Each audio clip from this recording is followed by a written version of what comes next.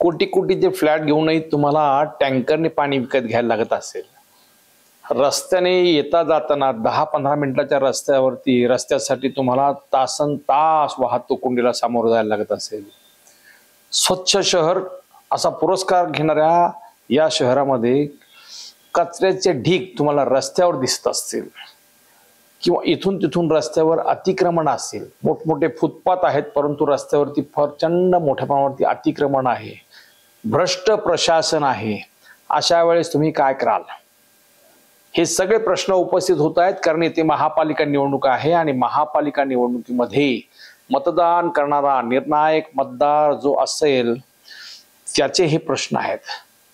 पिंपरी चिंचवड शहरामध्ये आणि पुण्यामध्ये दोनही शहरांमध्ये हाऊसिंग सोसायट्यांचा जो वर्ग आहे, जो मतदार आहे, तो अत्यंत निर्णायक आहे आणि दोन्ही महापालिकांमध्ये तो मतदार आता अशा पद्धतीने प्रश्न विचारू लागलेला आहे.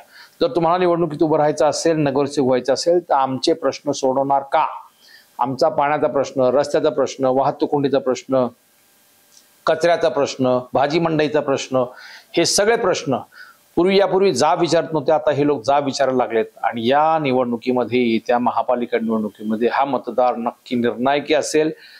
आपला नगरसेवक कोण असावा, महापालिकेवर सत्ता कोणाची असावी हे ठरवण्याचा मला वाटतं बहुतांशी अधिकार हा सोसायट्यांमधल्या मतदारांना आहे. त्यांनी जर झाडून मतदान केलं तर हे सोसायटीचे मतदार जे आहेत ते नक्कीच दोन्ही शहरांमध्ये क्रांती करतील. नमस्कार, मी अविनाश शिलेकर, पीसीबी टुडे मध्ये आपलं स्वागत आहे. पीसीबी कट्टामध्ये दोन्ही शहरातल्या हाऊसिंग सोसायट्यांचा विषय जाणीवपूर्वक आता मी चर्चेला घेतोय. त्याचं कारण असं आहे की पुणे आणि पिंपरी चिंचवड या दोन्ही शहरामध्ये जवळपास 8 ते 10 हजार हाऊसिंग सोसायटी आहेत. पुण्यामध्ये जवळपास 6,000 आणि पिंपरी चिंचवडमध्ये साधारण 3-3.5 हजाराच्या आसपास हाऊसिंग सोसायटी आहेत. आणि हा मतदार फार मोठ्या प्रमाणावरती आहे. पिंपरी चिंचवड शहरामध्ये 17,27,000 एकूण मतदारामध्ये जवळपास 8 लाख हा मतदार आहे. आणि हा मतदार ज्याला मतदान करेल तो नगरसेवक होईल, अशी आजची परिस्थिती आहे. आणि यापूर्वी हा मतदार मतदानासाठी उतरत नव्हता, पण प्रश्नांची जाण त्यांना आली. एक त्यांचं थोडक्यामध्ये पाणी, कोटी कोटीचे फ्लॅट घेऊन आम्हाला टँकरनी पाणी विकत घ्यायला लागतं. सोसायटीला वर्षाकाठी 10-20 लाख रुपये नुसते टँकरवरती खर्च करायला लागतात. त्याच्यामुळे सोसायटीमधले जे सदस्य आहेत ते संतप्त आहेत, तापलेले आहेत. इतकंच नाही, वाहतूक कोंडीच्या विषयावरती सुद्धा हे लोक जाम आता त्रस्त आहेत, प्रचंड त्रस्त आहेत. ते जाब विचारतायत. मध्यंतरी आपण हिंजवडीला पाहिलं, हिंजवडीच्या वाहतूक कोंडीचा प्रश्न चव्हाट्यावरती आला. मे महिन्यामध्ये जोरदार पाऊस झाला आणि IT पार्कचं वॉटर पार्क झालं होतं. त्यावेळेस हिंजवडीचा तमाम IT पार्क मधला जो कर्मचारी आहे, जे IT अभियंते आहेत, ते रस्त्यावर उतरले होते. त्यांनी सह्यांची मोहीम सुरू केली. उपमुख्यमंत्री अजित पवारांना दखल घ्यावी लागली, त्यांनी तिथे व्हिजिट दिली, मुख्यमंत्र्यांना दखल घ्यावी लागली. आणि हा जो मतदार आहे हा आता विचार करतोय की त्या महापालिका निवडणुकीमध्ये आम्ही नक्की धडा शिकू, आमचे प्रश्न सुटले पाहिजेत. सांगायचा हेतू असा आहे, हा 100% सुशिक्षित मतदार आहे. पुणे पिंपरी चिंचवडमध्ये जवळपास 5 लाख IT अभियंते आहेत. IT अभियंते या शहरामध्ये, दोन्ही शहरांच्या मिळकत करामध्ये, महापालिकेला मिळकत करामध्ये सर्वाधिक रेव्हेन्यू 100% देणारा हा वर्ग आहे. राज्य सरकारला जे टॅक्स आहेत ते सुद्धा देणारा हाच मोठा वर्ग आहे. केंद्र सरकारमध्ये इन्कम टॅक्स मध्ये सर्वाधिक इन्कम टॅक्स प्रामाणिकपणे देणारा सुद्धा हाच वर्ग आहे. त्याच्यामुळे कर भरणारा हा वर्ग आता जाब विचारू लागलेला आहे. आम्ही कोटी कोटीचे फ्लॅट घेतो, टॅक्स भरतो प्रामाणिकपणे, आम्ही टॅक्स एव्हॅडर, टॅक्स चुकवणारे नाहीत, तरी सुद्धा आम्हाला पाण्यासाठी रस्त्यावरती उतरावं लागतं.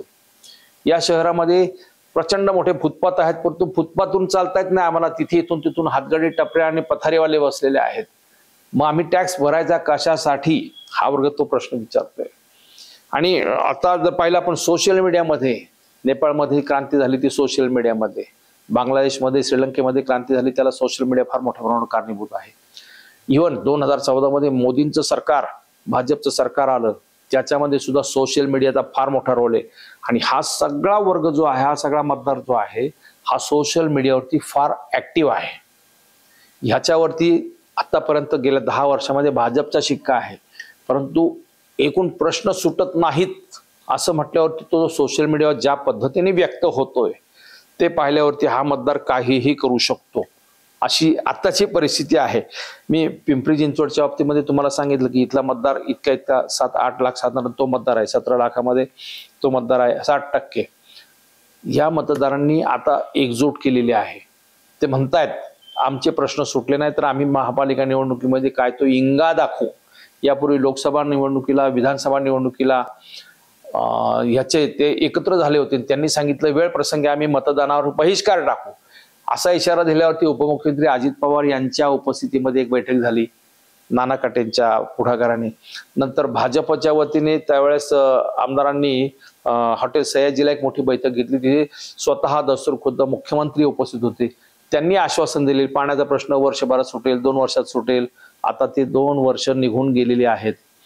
ह्या बैठकांमधून काय निष्पन्न झालं माहीत नाही, परंतु ते लोक विचारतात आता की आमचे प्रश्न सुटले का नाही, याचं उत्तर राज्यकर्त्यांनी आता द्यायला पाहिजे.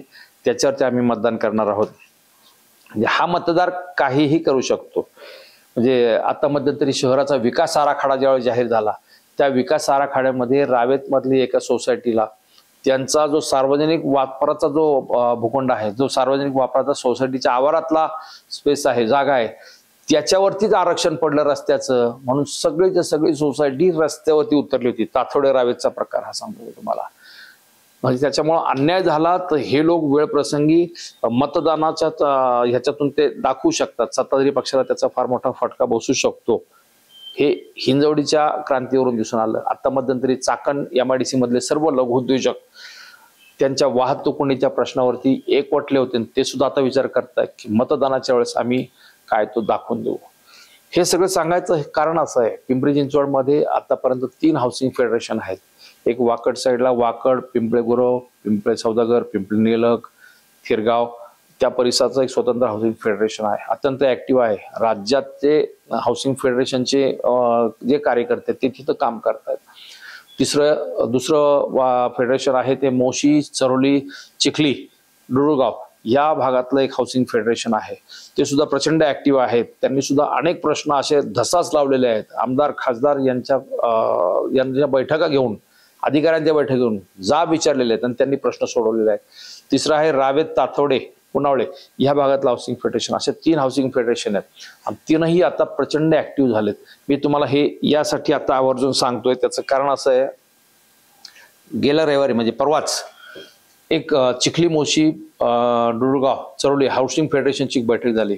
संजीवन सांगळे म्हणून त्यांचे फेडरेशनचे अध्यक्ष आहेत. त्यांनी त्या परिसरातल्या हाऊसिंग सोसायट्यांचे जे चेअरमन पदाधिकारी आहेत त्यांची बैठक घेतली. 2-1 हजार लोक उपस्थित होते. अत्यंत संतप्त होते. आमचे प्रश्न का सुटले नाहीत या विषयावरती आम्हाला प्रश्न जाब विचारायचा अधिकार आहे. त्यांचे संजीवन सांगळेंचं एक 10 मिनिटाचं भाषण जरी ऐकलं तरी ते तुम्हाला लक्षात येईल.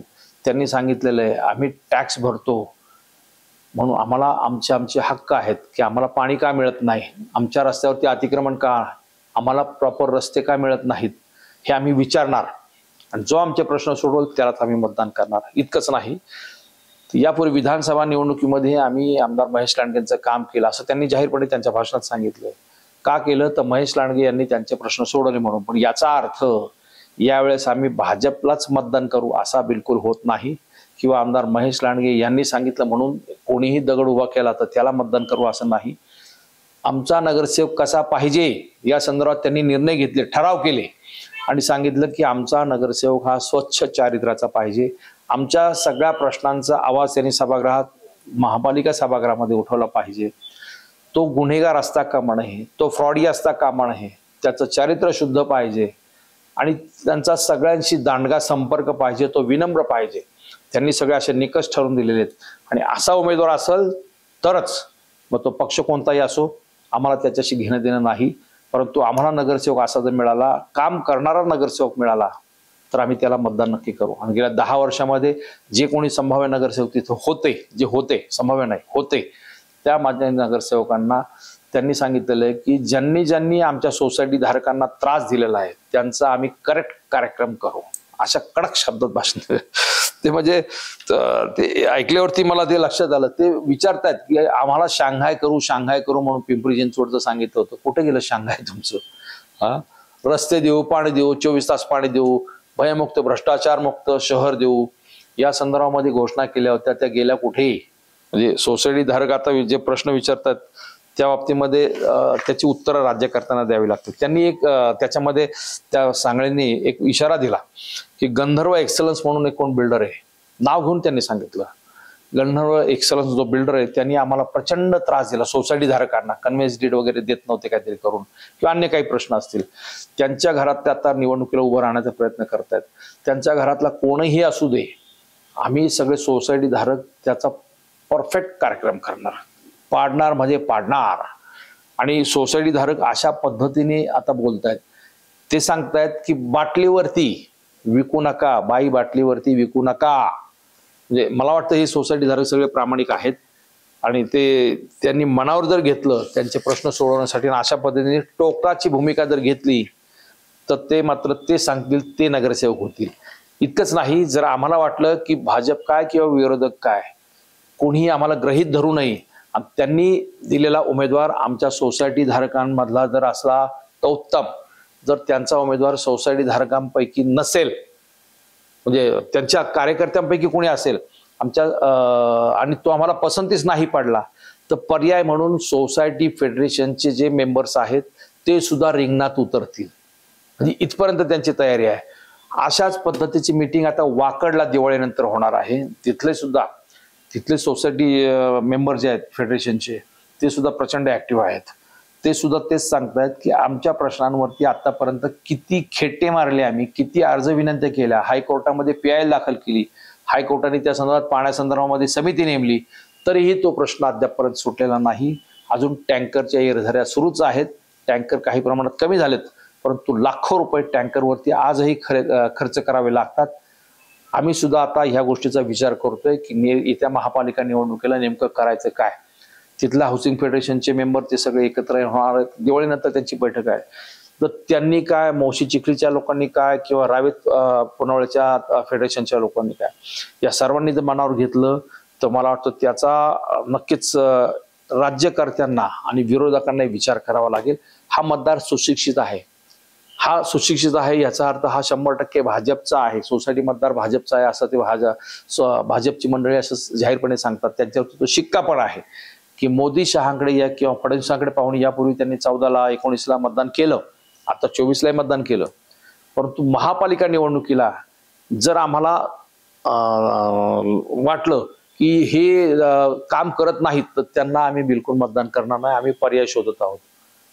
त्याच्यामुळे हा मतदार अत्यंत गांभीर्याने घेण्याची नितांत गरज आहे. सोसायटी फेडरेशनची मंडळी या शहरातली, पुणे काय पिंपरी चिंचवड काय, दोन्ही शहरातली ही मंडळी अत्यंत निर्णायकी आहेत, IT चे आहेत.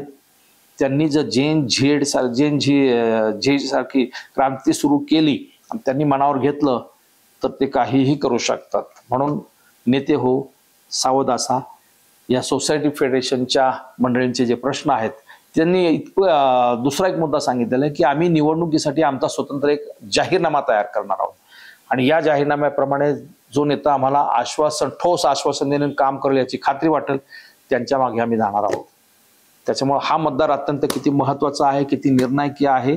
शहराचे प्रश्न सोडवण्यासाठी अशा प्रकारे जर मतदार जागृत होत असतील, विचारत असतील आणि नेते मंडळींकडून उत्तर अपेक्षित करत असतील तर त्याचं आपण सर्वांनी स्वागत करायला पाहिजे. जनहो, तुम्हाला काय वाटतं? फेडरेशनचे लोक अशा पद्धतीने जाहीरपणे जर प्रश्न विचारत असतील तर तुम्ही सुद्धा प्रश्न विचारले पाहिजेत.